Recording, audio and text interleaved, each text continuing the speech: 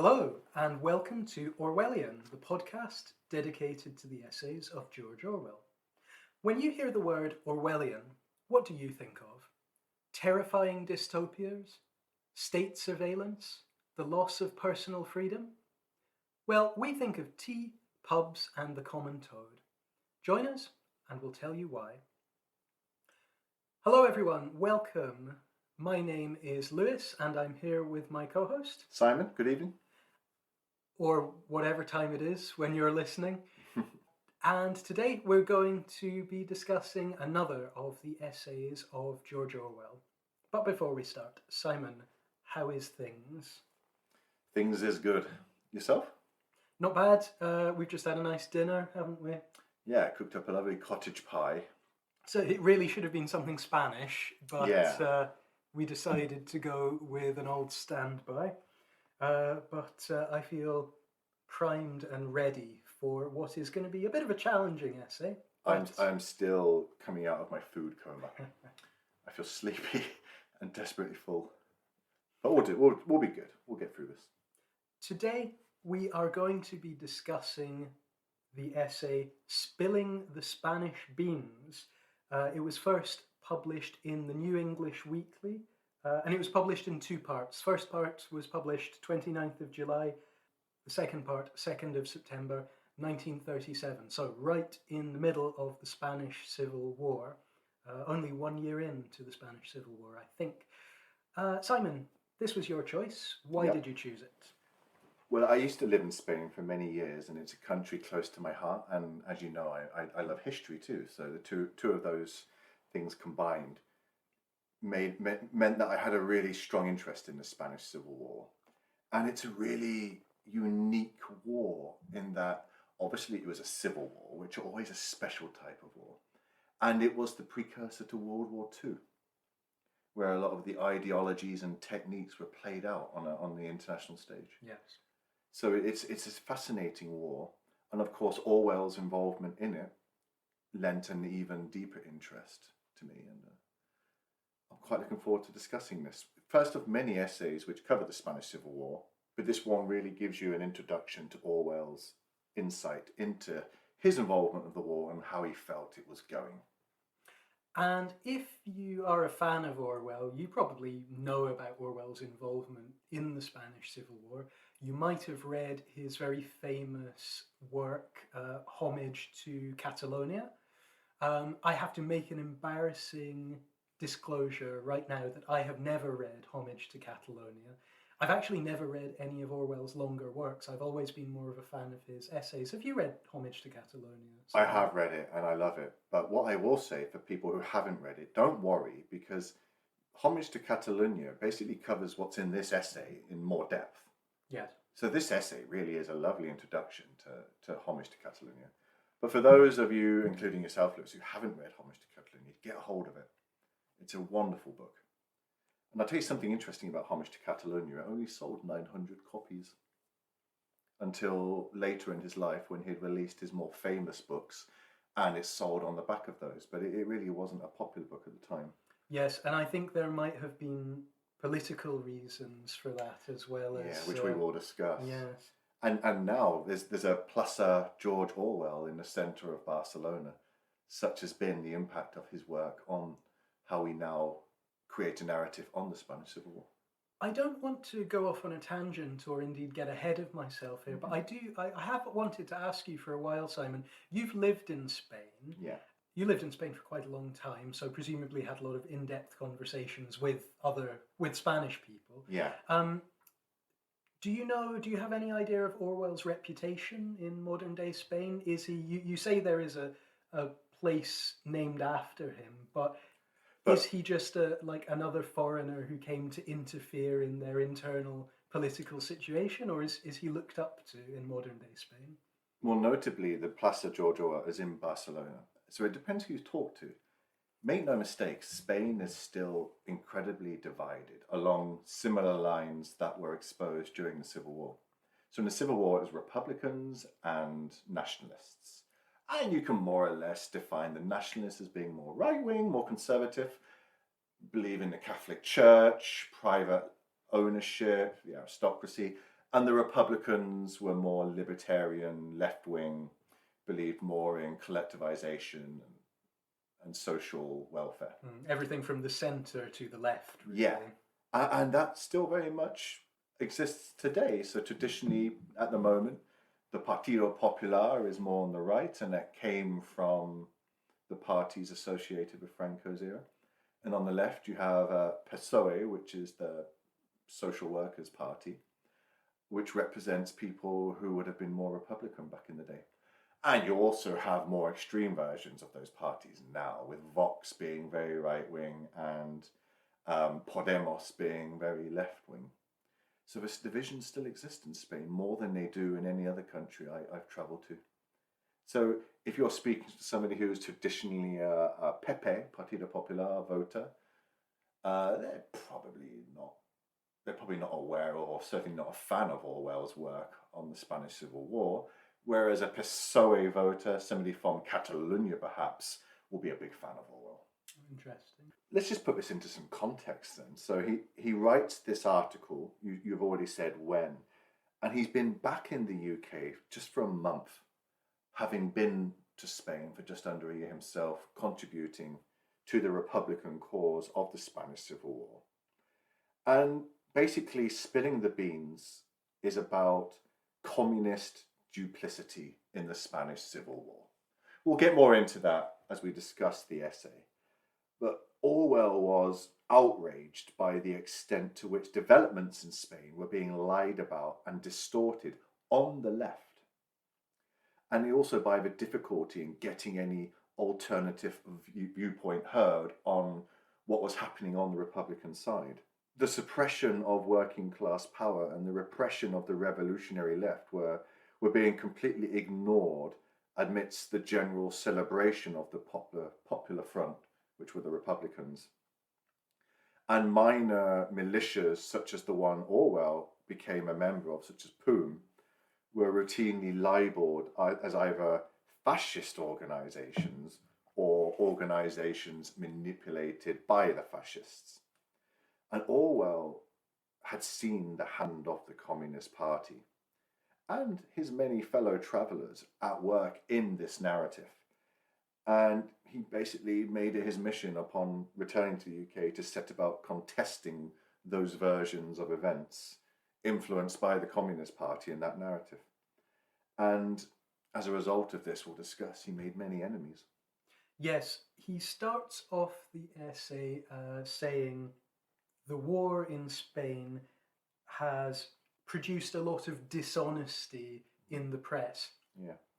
But whereas you might expect him to then go on about the dishonesty of the right-wing press, and he does mention, it's quite funny, he writes here, and I'm quoting Orwell, "I honestly doubt, in spite of all those hecatombs of nuns who have been raped and crucified before the eyes of Daily Mail reporters, whether it is the pro-fascist newspapers who have done the most harm." So you would expect him to be writing an article about the lies of the right-wing press, but actually he is pointing out the lies of the left-wing press, which very much sympathises and toes the party line of the Communist Party, the Communist International, and therefore Stalinist Russia. Publications such as the Daily Worker, the News Chronicle, perhaps even the New Statesman, these are all left-wing publications that were pushing the Republican cause. So before we dive into the essay, shall I just give a bit of background as to Orwell's involvement in the Spanish Civil War? Orwell travelled to Spain in December 1936. So we're talking about maybe 6-7 months after the war's begun. So he's in Barcelona, which is where he arrives, and his initial intention is to gather material for newspaper articles, which he'll then send back by telegraph to Britain to be published. And he also, in his own words, had some vague idea of fighting if it seemed worthwhile. Very Orwellian, isn't it? So upon arriving in Barcelona, he says himself, "It was the first time I had ever been in a town where the working class was in the saddle. I recognized it immediately as a state of affairs worth fighting for. So he makes up his mind he's going to fight.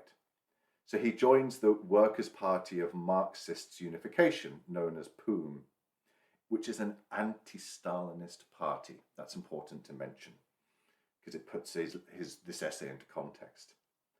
And the leader of POUM, Andres Nin, had once been a close ally of Leon Trotsky, which is also important to putting this essay into context.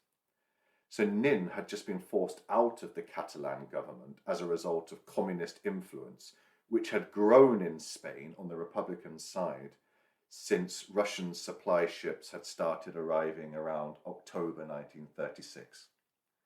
Now, the nationalists had been getting help from Mussolini in Italy and Hitler in Germany since the beginning of the war. And in reply to that, the Republicans decided to turn to Stalin and the communists. So Orwell, upon deciding he was going to fight under POUM for the Republicans, gets sent to a village called Alzubierde, which was on the Aragon front, which is just to the west of Catalonia in the north of Spain. In May 1937, so about 5 months after he starts fighting, he gets shot in the throat by a fascist sniper. Obviously, he survives and his recovery wasn't too bad.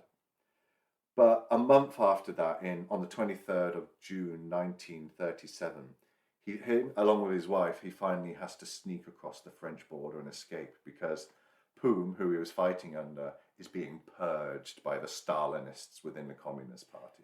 Yes, and I think it's also interesting and important to mention that Orwell's wife Eileen was in Spain at the same time as Orwell.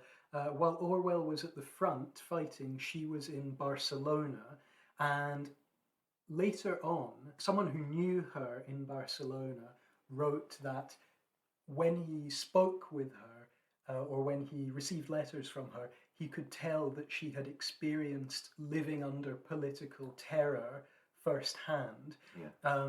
Because at that time, the Stalinist and communist elements, or Stalinism and communism were really the same thing at that time, they were really cracking down on the non-communist left-wing revolutionaries within the Republican movement. And Orwell had to, as you said, flee Spain. He was separated from his wife. She had to get out of Spain one way, he had to get out of Spain another way. So they really escaped by the skin of their teeth, didn't they?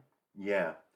And they settle in a village on the coast of southern France where he writes this essay and sends it back to London to be published. But all the notable left-wing newspapers don't publish this essay because it's critical of the communists. And according to Orwell, the left-wing publications at the time in the UK were under the influence of the Communist Party. Yes. And also, I think, critically, not just critical of the communists, but critical of the whole kind of idea of a popular front of left-wing parties against fascism, because Orwell also has a lot of problems with what he describes as the more right-wing socialists and the liberals. Well, we'll get into that, Yeah. I think. Well, so let's jump into the essay. So after what you mentioned, how he speaks of the left-wing newspapers being the problem, he then goes on to speak of how the Communist Party is undermining the Republican cause. And he criticizes them for forcible suppression of political parties, a stifling censorship of the press, ceaseless espionage, and mass imprisonment without trial. He's hinting that on the left, the Republicans, they are their own worst enemy. He describes it as the real struggle is between revolution and counter-revolution, between the workers who are vainly trying to hold on to a little of what they had won in 1936 and the liberal communist bloc who are successfully taking it away from them.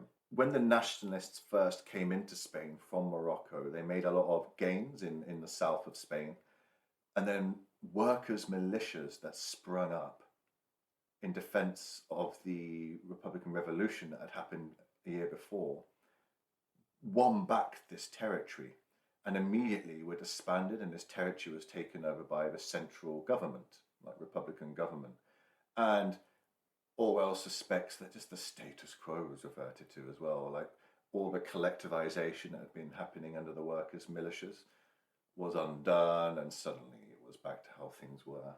Yes, he mentions how a lot of those who set up workers' councils and expropriated land and property in the liberated areas, he mentions how a lot of them tended to be anarchists or syndicalists, and we all know that Anarcho-syndicalists. Anarcho-syndicalists. We all know that very orthodox communists are no fans of anarchism, are they? Mm. So he's trying to make people in England aware that communists everywhere are in alliance with bourgeois reformism and using the whole of their powerful machinery to crush or discredit any party that shows signs of revolutionary tendencies. So these communists, they're not the revolutionaries of Russia in 1918 or 17. Then they're now more right-wing bourgeois liberalists who dislike and distrust revolution and hence trying to maintain the status quo in the Republican portions of Spain. Yes, that really comes out in a quote later in the essay where he points out that he thinks sooner or later a lot of people in the West are going to come down on the side of communism because Soviet communism, in his opinion, is, as he puts it, playing the game of capitalism in promoting more conservative values, strict control of the workers, regimentation, cracking down on dissent, that sort of thing. Very much what was going on in the USSR Yes. at the time. So then he goes on in the essay to give his origins of the Civil War and to explain the current situation. So he talks about how there was a military invasion by the nationalists under Francisco Franco, who later went on to become General Franco. A military invasion backed by big business, the landowning aristocracy, and as how he calls it, the huge parasitic church, Catholic Church that is. The war was opposed by peasants who are naturally opposed to feudalism, which was what the nationalists were trying to bring back. And it was also opposed by the liberal bourgeoisie, who are definitely the target of this essay. The liberal bourgeoisie is generally liberal up to the point where its own interests stop. And that's where revolution comes in, because revolution tends to diminish the benefits enjoyed by the liberal bourgeoisie. So the two groups, the liberal bourgeoisie and the workers, the peasants, formed the Popular Front against Franco after the invasion. But it was an uneasy alliance. Orwell says it has as much right to exist as a pig with two heads or some other Barnum and Bailey monstrosity. They are not fighting for the same thing. The bourgeoisie is fighting for bourgeoisie democracy, i.e. capitalism. The worker, insofar as he understands the issue, is fighting for socialism. Two very different things. Could you explain to me Barnum and Bailey monstrosity, Lewis? So in America, and perhaps in Europe, they might have toured throughout the world, it was the most famous and successful circus of the 19th and early 20th century, founded by a man called P.T. Barnum, who was famous for exhibiting exotic and strange things and very much tied up with the whole idea of the freak show as well, which these days is somewhat controversial. But Barnum, his famous catchphrase was, "Never give a sucker an even break." So he was all about taking the money of credulous people and then fobbing them off with some made-up monster in a dark tent. Things like the Fiji mermaid, which he claimed was evidence that mermaids existed, but turned out to be just like a monkey sewn onto a sea bass, that sort of thing. So it's basically, he's saying that the alliance between liberals and communists is freakish and probably not going to last very long. Yeah, it'll be found out. The rest of part one of this essay is him talking about how he doubts the sincerity of Russia's involvement in the war. Whereas Hitler and Mussolini were genuinely passionate about Franco and his nationalists winning the war so they could have an ally in the south of Europe, Stalin and the Russians, according to Orwell, are more interested in extorting the Republicans for terms for weapons sales and fearing how a genuine revolutionary movement winning in Spain could be echoed in Russia and undermine Stalinist authority. Yes, as we know, Stalinism didn't just happen after the revolution. I think that a lot of people, when they think about revolutionary and post-revolutionary Russia, they just imagine it was 70 years of Stalinism, whereas there were periods of greater openness, periods of greater freedom, with periods of crackdowns as well. Before Stalin rose to power, there had been a certain amount of liberalization in Russia in the 1920s. Particularly around the time of the revolution, there were all kinds of experiments going on in how people should live and the way society should work. And there was even a thing called the New Economic Policy, where they tried to liberalize the Soviet economy. But then, as soon as Stalin consolidated his power, Russia became less revolutionary and more conservative. So before we get into part two, Lewis, if I talk to you about the Spanish Civil War, what does it mean to you? How have you been exposed to it? My first exposure to the Spanish Civil War was actually in high school.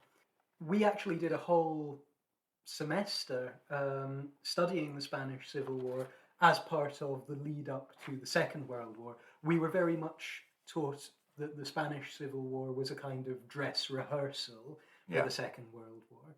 Looking back on it, now I've read this essay and read some of Orwell's opinions on what the war was, in his opinion, actually about, I can't help but think that the version of the war that I was taught was very much the liberal democratic version of what was going on, because in high school I was taught that the reason the Spanish Republic failed was because the democratic countries were scared of communism and didn't want to help Spain, didn't want to help the democratically elected Republican government of Spain because of Russian, or I should say rather Soviet, influence. Yeah, this is 1936. This is before the Munich Agreement. So the Western powers they still haven't really taken this fascist movement as seriously as they need to.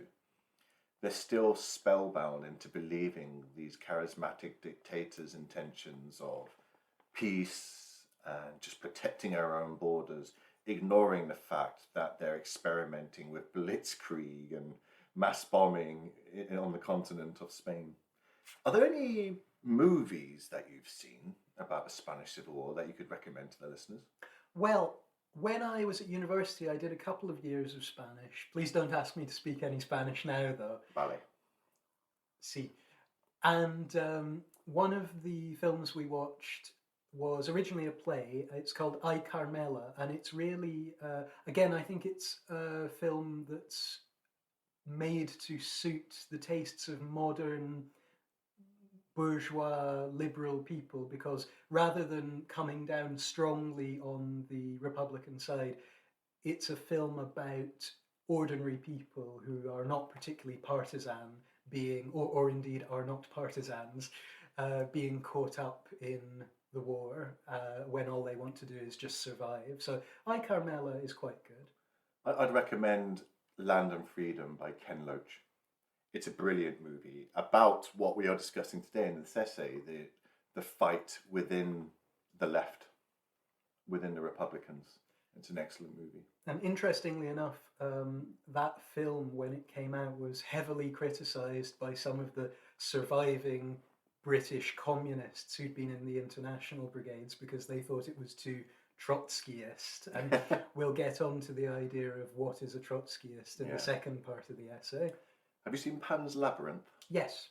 That's also a good movie. It's more set at the time of the Spanish Civil War and its aftermath, as opposed to being about it. Yes, it's more about what fascism did to Spain once it was in control. Yeah, it's a metaphor for what happened as a result of, well, without meaning to give a spoiler, the nationalists win, by the way. The Republicans don't win. Look away now. Partly because of the infighting within the Popular Front. Right, let's jump into part 2 of the essay, which opens up by Orwell warning us against communist propaganda in the Spanish Civil War, and how this is relevant in Great Britain, despite the Communist Party being relatively irrelevant. So here we go again, Orwell and his disdain for any form of propaganda. When you suggested looking at this essay, I thought, well, this is the first essay he wrote about his time in Spain. It'll just be a kind of bare bones rundown of what's going on. But after reading it, I realised this is, as you said, it's just about as important as his whole book, Homage to Catalonia. Not only that, but it really shows us a lot of the concerns that Orwell has throughout his writing career. We see propaganda and the misuse of political language, in this case by the communists, against who Orwell sees as the true revolutionaries, the POUM and other workers' militias. So we have propaganda and the misuse of political language. We have his support for left-wing democracy against left-wing totalitarianism. And we also see Orwell's belief in the need for the independence of institutions, like these militias, within a truly democratic society. So how does he describe communist propaganda? What are the main selling points on communist propaganda? And basically, it's terrifying people against the perils of fascism. And he says fascism is just a kind of meaningless wickedness, an aberration, mass sadism, the sort of thing that would happen if you suddenly let loose an asylum full of homicidal maniacs. That's how the communists are selling fascism, and it's all part of their propaganda. And it's, don't question us. If you're not with us, this is what's coming. And what the communists do within their propaganda is ignore the links to capitalism. And Orwell speaks of how workers are suppressed within the propaganda. And he says, meanwhile, you have got to get rid of the troublesome person, the worker, who points out that fascism and bourgeois democracy are Tweedledum and Tweedledee. So what he's saying here is that this branch of communism that's taking over the Republicans in the Spanish Civil War isn't all too dissimilar to what they're supposed to be fighting against. Have you ever come across a book called Revolutionary Russia 1891 to 1991? No. It's a great book written by a man called Orlando Figes. He's the premier expert on the history of the Soviet Union working in Britain today. If you read this book, if you want to understand the history of the Soviet Union in a nutshell, I recommend you read this book, because it shows you how what started off as a revolutionary movement, the idea of changing society for the better from the bottom up and putting the workers in charge, putting the peasants in charge, what started off with the best of intentions became much more of a kind of conservative, nationalistic movement under Stalin. So Stalin, by now, has entirely fallen out with Trotsky. Trotsky being the more revolutionary-minded communist. Trotsky, who believes that you cannot rest until there has been world revolution. Yeah. Whereas Stalin believes in revolution in one country, essentially, doesn't he? Yeah. And the word Trotskyist then, now in the Communist Party and within the Spanish Civil War, is a dirty word. And if you're not with them, you're a Trotskyist. And what do they mean by Trotskyist? Well, according to Orwell, it's generally used to mean a disguised fascist who poses as an ultra-revolutionary in order to split the left-wing forces. Orwell also points out that in communist propaganda, Trotskyist and fascist are more or less used to mean the same thing. A Trotskyist is essentially a fascist in disguise, according to Stalinist propaganda. So here in this part of the essay, Orwell is explaining how true revolutionary socialism has been dirtied, and the Spanish Civil War is airing this dirty laundry. He gives the example of how POUM, with whom he was fighting, has been disbanded by now and chastised, despite its important early role in the war. And the same has happened to the anarcho-syndicalists, which we mentioned earlier, despite their early efforts in the war. And he predicts that it will soon happen to the left-wing socialists, which it does by the end of the Spanish Civil War. Yes. All as a result of the increasing dominance of the Communist Party within the Republican left. The next part of the essay is summed up neatly by this quote from Orwell himself, where he says, "The logical end is a regime in which every opposition party and newspaper is suppressed, and every dissentient of any importance is in jail. Of course, such a regime will be fascism. It will not be the same as the fascism Franco would impose. It will even be better than Franco's fascism, to the extent of being worth fighting for. But it will be fascism, only being separated or operated by communists and those damn liberals. It will be called something different." So here he's again reinforcing his view that if we allow the bourgeois liberals and communists to dominate the left in the Spanish Civil War, and I guess in Europe in general, it will just be a disguised form of fascism, which is ultra-capitalist, class-based society.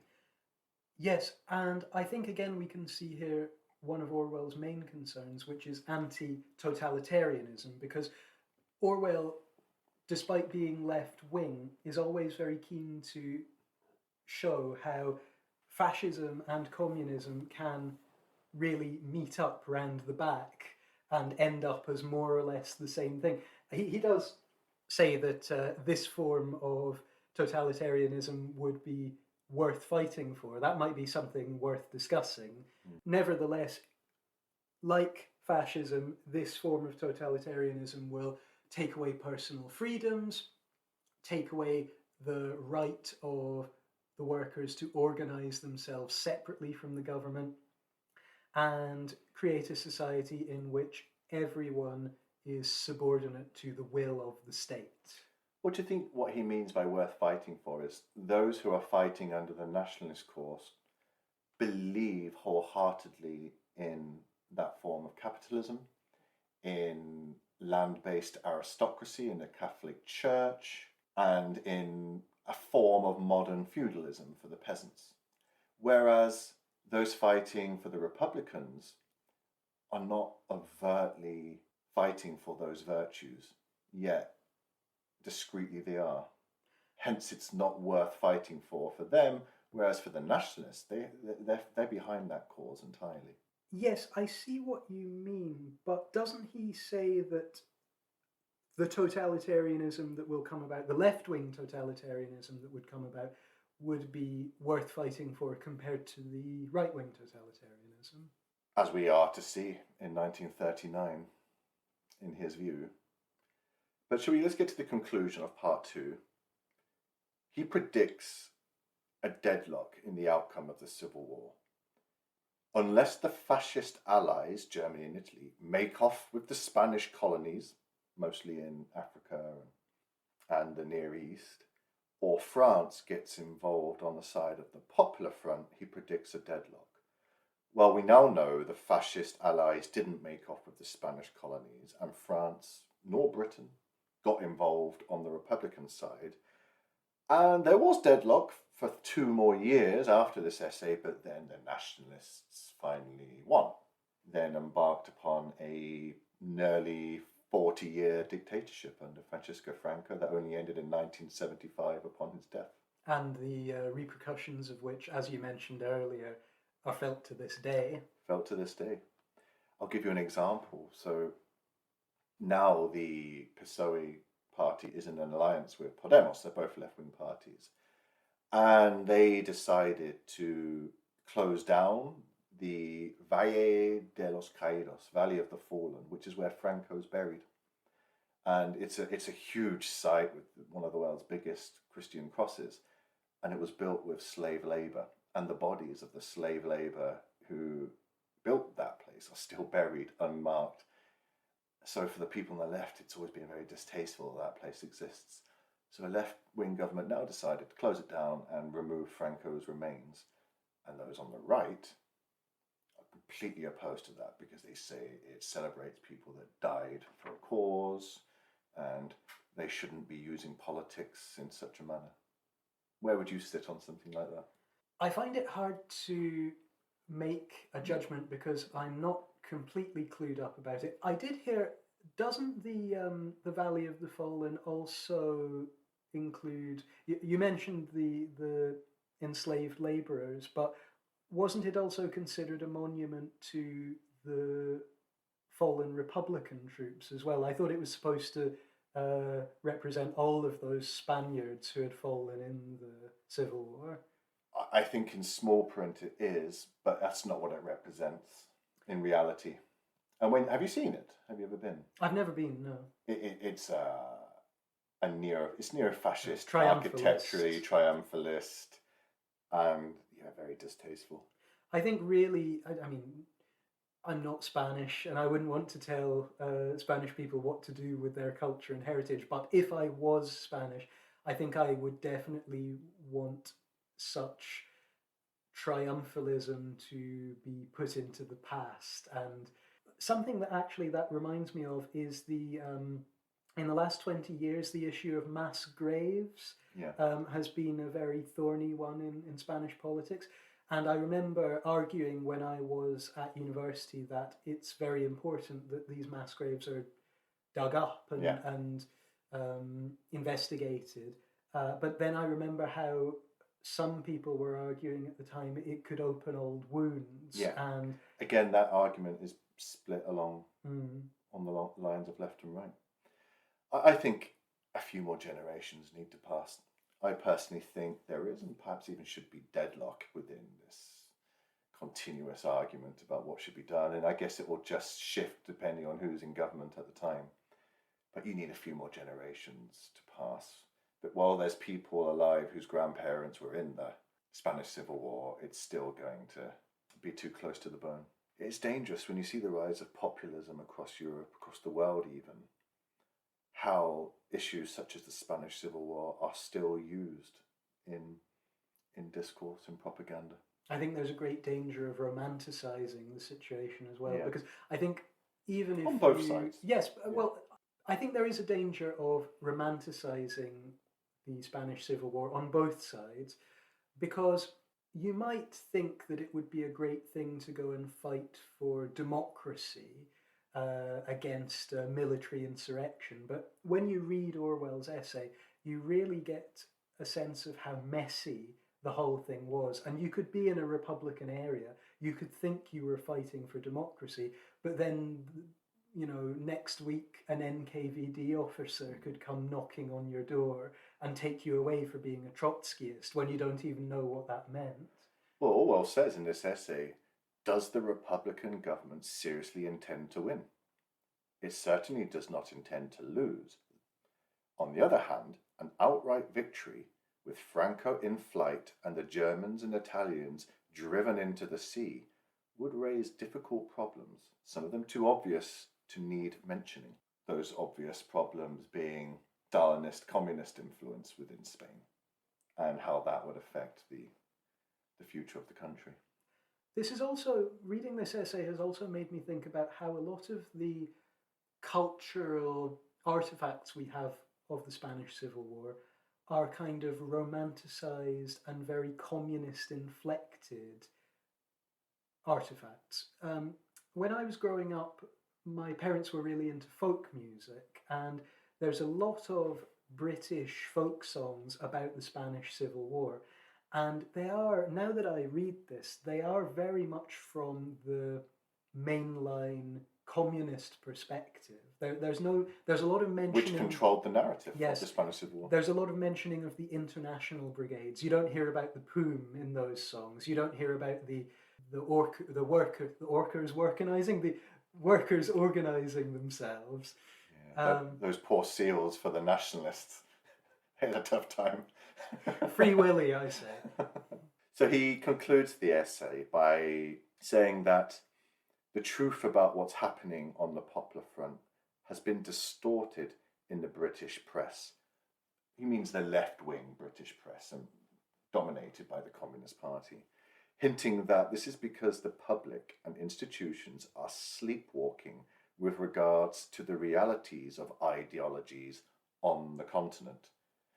And he's referring to both. He's referring to the realities of the Communist Party and what its intentions are on the continent. And he's also here giving a veiled criticism of how we were sleepwalking with regards to fascism. And his final sentence, he says, and thus we are one step nearer to the Great War against fascism, in inverted commas, which will allow fascism, the British variety, to be slipped over our necks during the first week. What do you think he meant by that? So what he's saying is he can see in Spain how the infighting on the left and the influence of the Communist Party is just allowing fascism to creep over the Iberian Peninsula. And I think that's what he's saying is going to happen in Britain. And by fascism, he really means totalitarianism. Totalitarianism. I think they're quite synonymous for Orwell at this time. I think communist totalitarianism and fascist totalitarianism are essentially the same thing for Orwell, aren't they? Yeah. So that's the essay. We strongly recommend you to read this, or if you haven't got the time, watch Land and Freedom, or if you've got a lot of time, read Homage to Catalonia. It's a brilliant book. So, Lewis, off the bat, what do you take from this essay? What's a theme that you think is worth us having a chat about? The theme that I think is worth us talking about is Orwell's stance against totalitarianism and the way he equates fascist and communist totalitarianism. Again, that idea that we mentioned earlier about the two ideologies meeting round the back. Yeah. I'm also rather intrigued by his stance when it comes to liberal democracy. He goes to Barcelona a communist, and he comes back a steadfast democratic socialist, which he remained for the rest of his life. Yes, interestingly, Orwell says in his letters that, and in this essay as well, that he joined the POOM almost by mistake because he had actually gone to join the International Brigades. Yeah. So this was really a formative experience for Orwell when he finally realized that Soviet communism was not, as he saw it, representing the best interests of the working classes. Yes. Simon, is Orwell's belief in the idea of revolution overly idealistic? I'm thinking about how he's anti-communist, anti-totalitarianism, but I find it hard to see how various revolutions can avoid ending in totalitarianism, because as we've seen in many countries, France, Russia, a revolution takes place, there's a period of freedom in various sectors of society, but then there's always a reaction against that freedom, which is ultimately caused by the revolution. Do you think Orwell's belief that revolution can be something that brings about true democracy is just too idealistic? I believe so, but from Orwell's perspective, he just doesn't think it's been done right yet. Let's refer to the Trotskyist global revolution, which has to be pushed through to its end zone. So when he's in Barcelona, for the first time in his life, he feels classless. And that's as a result of the revolution that had happened. And the workers, as he says, are in the saddle. he loves what's happened there in the society, how aristocratic Italian volunteer is breaking bread with him on an equal footing. So he's seeing that and what the potential of revolution is. What are your opinions on the matter? Well, as I've said before, I find it hard to put my faith in revolution. I really rather identify more with the kind of gradualist liberal Democrats that Orwell rather despises and thinks are partly on the way to fascism. Okay, so the concepts of liberté, fraternité, égalité that are awash throughout European society now would have come about had it not been for revolution? I don't think people need to take up arms, is what I'm saying. How about guillotines? I don't think people need to take up arms or take off heads. Can you think of any examples of a velvet revolution? Well, we had democratic velvet revolutions in the late 80s, early 90s. Or post-English Civil War, William the Orange Well, yes, coming to power? the so-called Glorious Revolution, although one might argue that was simply more of a religious settlement than anything. What do you think of this idea of democracy in this essay? Can we reconcile Orwell's support for democracy with his belief that capitalist, as he calls it, bourgeois liberal democracy is only a few steps away from fascism? Yeah, because the bourgeois liberal democracy is the status quo. It's maintaining a class-based society in which those at the bottom serve the needs of those at the top. It's a form of modern feudalism. So his idea of democracy and socialist democracy isn't class-based. It's universal human rights spread equally. And he doesn't see that in the left of the Republican Party in the Spanish Civil War. He doesn't like how at this time the truth is being hidden within the British press, mostly to distract from the fascist narrative. It's we must defeat fascism. But he feels that narrative is disguising the truth about what needs to also be discussed. Can you think of any contemporary examples of that?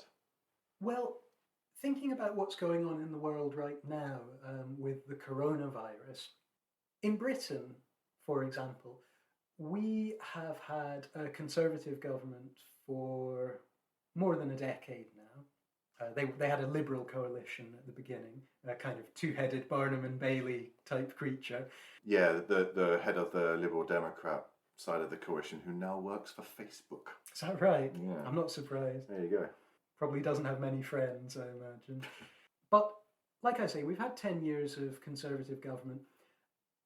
For a long period, that Conservative government was concerned with, as they would put it, balancing the books, and as other people might put it, cutting public services and cutting the amount of money spent on extreme public services. austerity. Now, because of the coronavirus, we are in a bizarre position in Britain where the right-wing party is spending millions and millions of pounds propping up private industries and propping up people's wages so that there's not a disaster.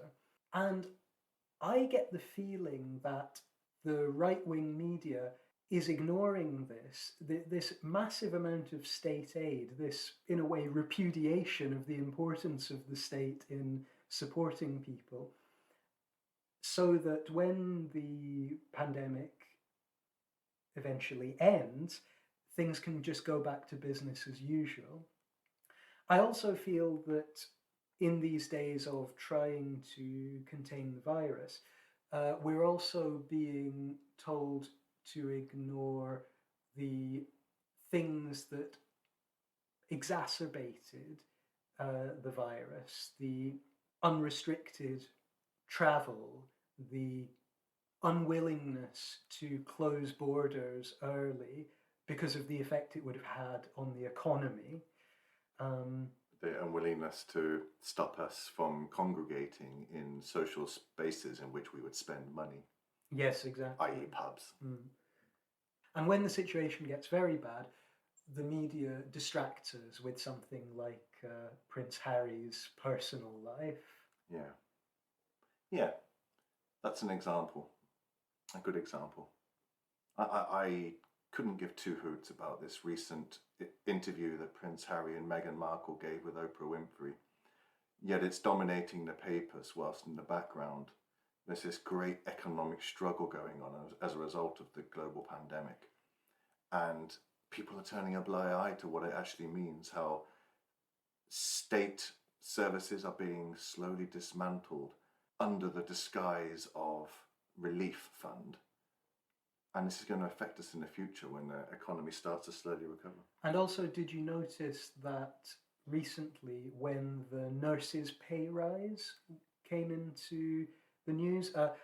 People who don't live in, listeners who don't live in Britain might not know about this, but nurses and other NHS health service workers were given a tiny 1% pay rise. This is after a year of them working on the front line, suffering a great deal physically and mentally, and they were given a tiny, tiny pay rise. This was in the media for a day, and then very conveniently, the Prince Harry and Meghan story came along, and that's been all that the right-wing papers have had on their front pages for about a week, and only the left-wing papers are still carrying the shameful nurses' pay rise situation. So I think that's a classic example of media distortion or diversion. As a concluding remark, let's talk about how these divisions within the left still exist to this day. So going back to this essay, when he wrote it, he initially intended it for it to be published in the New Statesman, whose editor, Kingsley Martin, turned it down. Now, Orwell had a good relationship with the New Statesman, so as a bit of a softener, they offered him the chance to review a book about the Spanish Civil War called The Spanish Cockpit by Franz Borkenau. And in his review of this book, he continues his narrative of criticizing the Communist Party, and that was also rejected. And later on, the most influential left-leaning publisher, Victor Gollancz, rejected Homage to Catalonia because of the anti-communist stance within his narrative of the left within the war. And at the time, Orwell was derided by the left. Hence the lack of publicity for Homage to Catalonia when it was published, and a lack of sales. And he's still derided to this day and rejected by many on the left for his views on the realities of communism, the Communist Party, and the Spanish Civil War. Can I tell you a story, Simon? Oh, it's not that one, is it? No, it's not that. You've Okay. heard that one many times, haven't you? The other one. You can tell the other one. I can't tell the first one for legal reasons, but when I was at school, I was in my modern studies class. Modern studies is basically the politics and sociology class. You must have hated that. Modern studies. Yes. If it didn't involve periwigs, I wasn't interested. So I was in modern studies, and I was talking with my teacher, who was an interesting guy, typical Scottish middle-aged school teacher. I was talking to him about my interest in Orwell. I was about 15. I've been into Orwell for quite a long time. And when I mentioned how much I liked Orwell, he said, yes, he was a good writer, but a bit of an old fascist. And at the time, I just let it go. I was 15. I didn't know how to respond to this. Later on, I thought it might have been something to do with the fact that he famously wrote a blacklist of communists and potential communists for MI5 when he was dying. We'll probably get onto that in another podcast. Yeah. But now that I've read the essay, I realise that perhaps my teacher, and it wouldn't be unusual amongst Scottish comprehensive school teachers, my teacher might have been an old communist and might have thought of George Orwell as, in the immortal words of Monty Python, a bit of a splitter. Yeah, exactly. You can see it in the British Labour Party now, can't you? You've got Keir Starmer, who's now the leader of the Labour Party, and maybe we could call him the Orwellian type, and he's trying to bring across a bit more social democratism into the party and make them a bit more popular in the polls. And then you've got the Corbynists on the other side who just won't let it go. And they'd rather cause division than Labour winning an election. Rather win an argument than an election. Which has always been my problem with those on the left.